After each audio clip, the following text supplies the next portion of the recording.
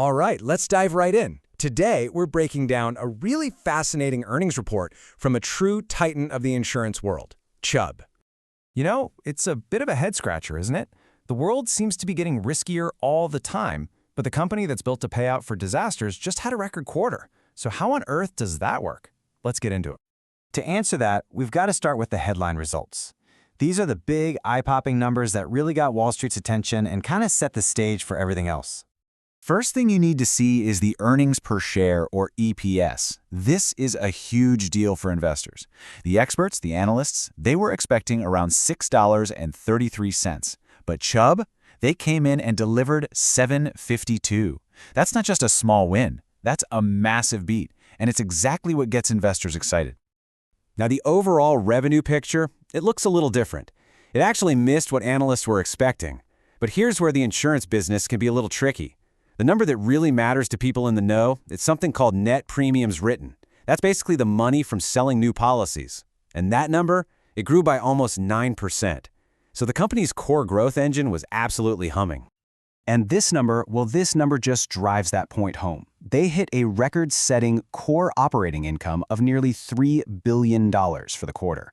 This is the pure profit from their actual day-to-day business, and it just shows how incredibly profitable that core business really was. So, how did they pull it off? Where did all that money come from? Well, the company's CEO basically pointed to three major engines that were driving the whole operation. Yeah, CEO Evan Greenberg made it super clear. He said their success was powered by three engines all running at full tilt. Their main business of property and casualty underwriting, the income they make from their gigantic investment portfolio, and their growing life insurance arm. And the crazy part? All three hit record results. Now, to really get that first engine underwriting, you have to understand one key number. It's called the combined ratio.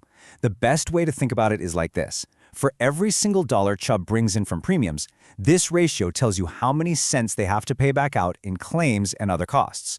So if the number is under 100%, it means they're making a profit just from selling insurance, even before they invest a penny. It's their fundamental report card. And wow, just look at this improvement.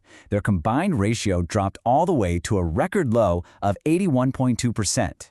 That means for every dollar they collected, they only paid out about 81 cents. That is an incredibly efficient, healthy, and profitable operation right there. Okay, what about that second engine, investment income?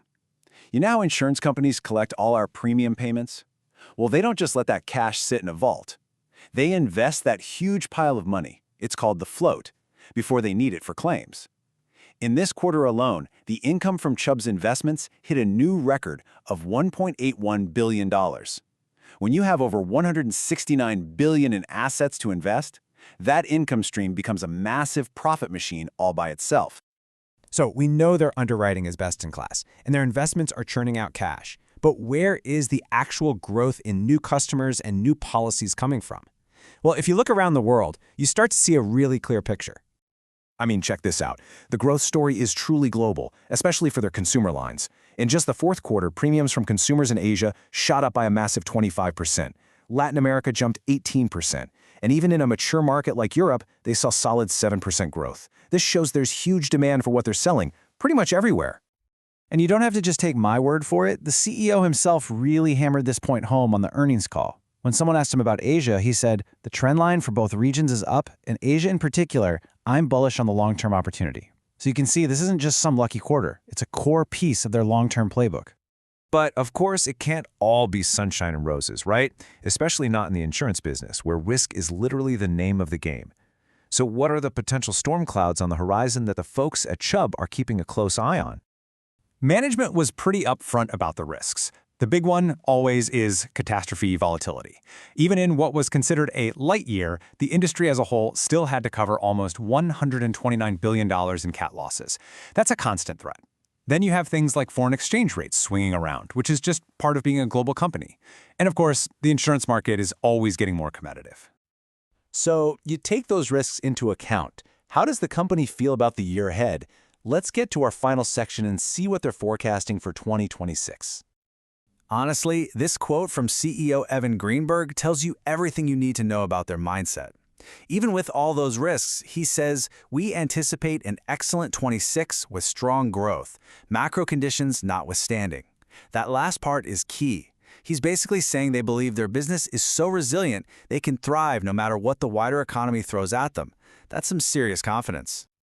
And that brings us right back to where we started. How can a company that pays for disasters have such a good year?